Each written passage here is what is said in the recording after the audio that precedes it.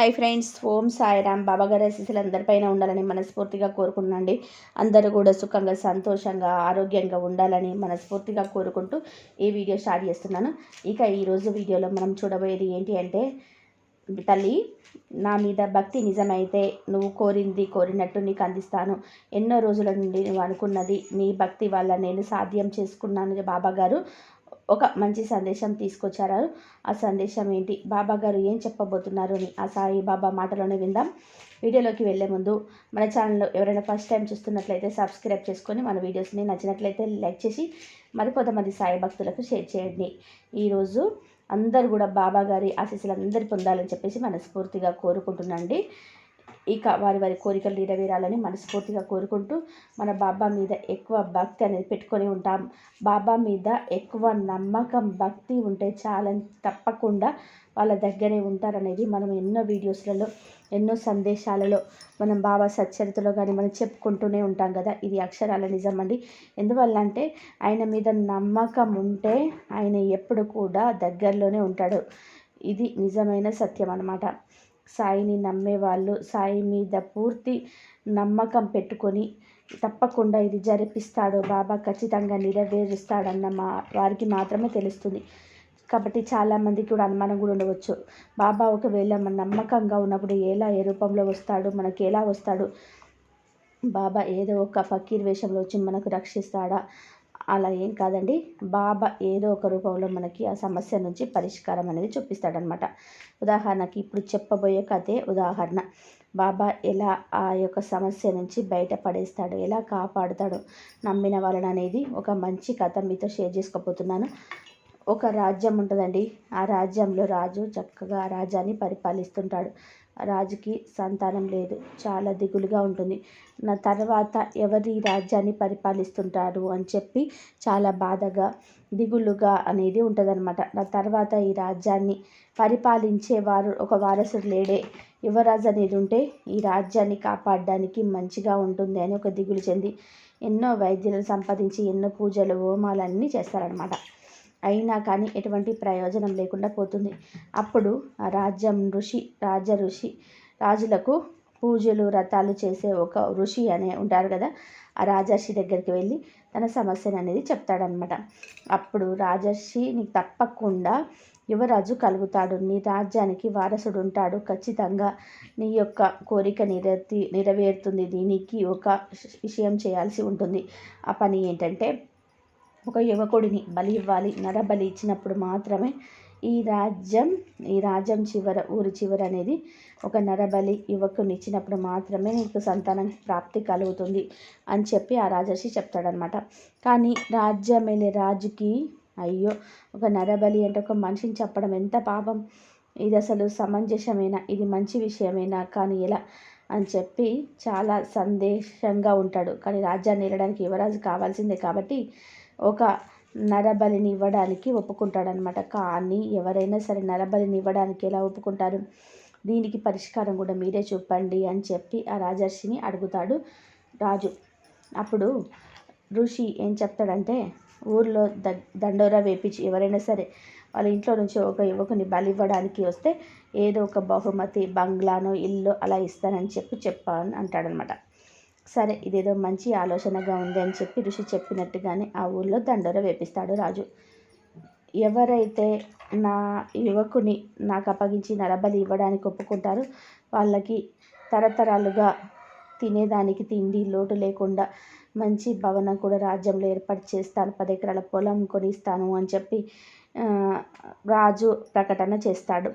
ఊళ్ళో అందరూ కూడా రాజ్యం కోసం బిడ్డని నరబలి ఇచ్చుకుంటామా అని చెప్పి ఎవరికి ముందుకు రారు.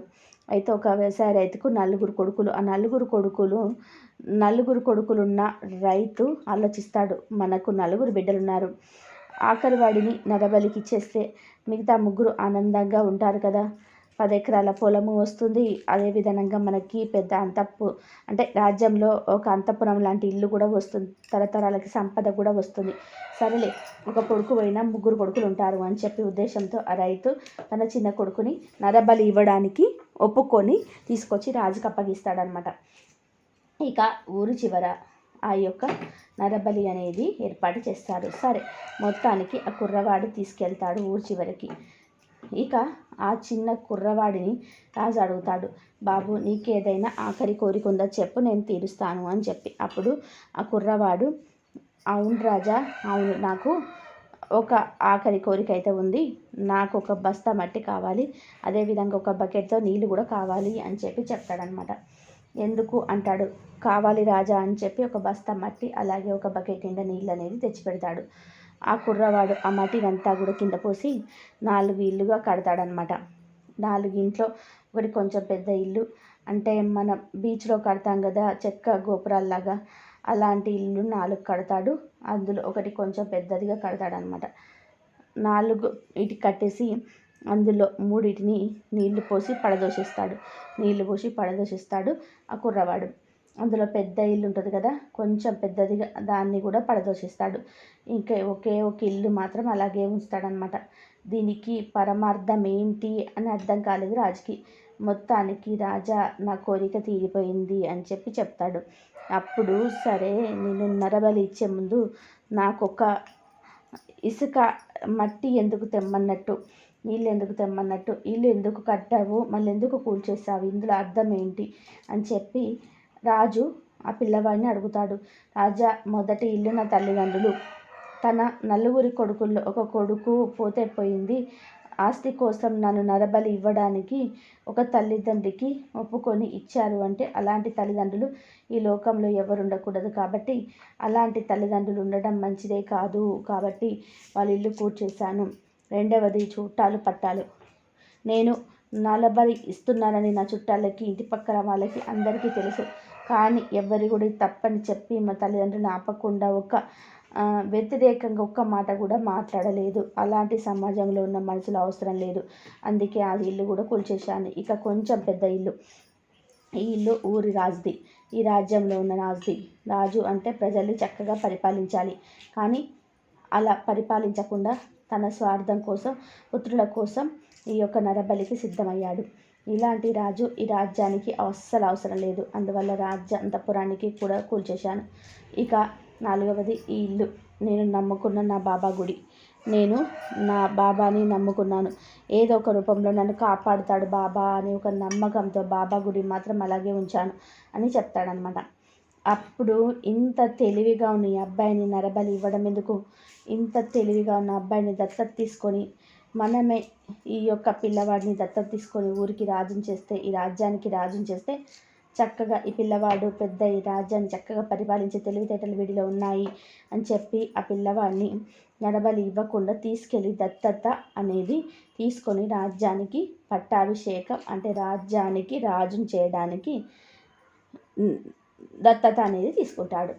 అలా తన నరబలి పోవడమే కాక ఆ కుర్రవాడికి చక్కటి ఆస్తి ఐశ్వర్యం రాబోయే కాలంలో రారాజు కూడా అయ్యే యోగం కలిగింది. ఇదంతా ఎందుకు, బాబా వల్లే కదా.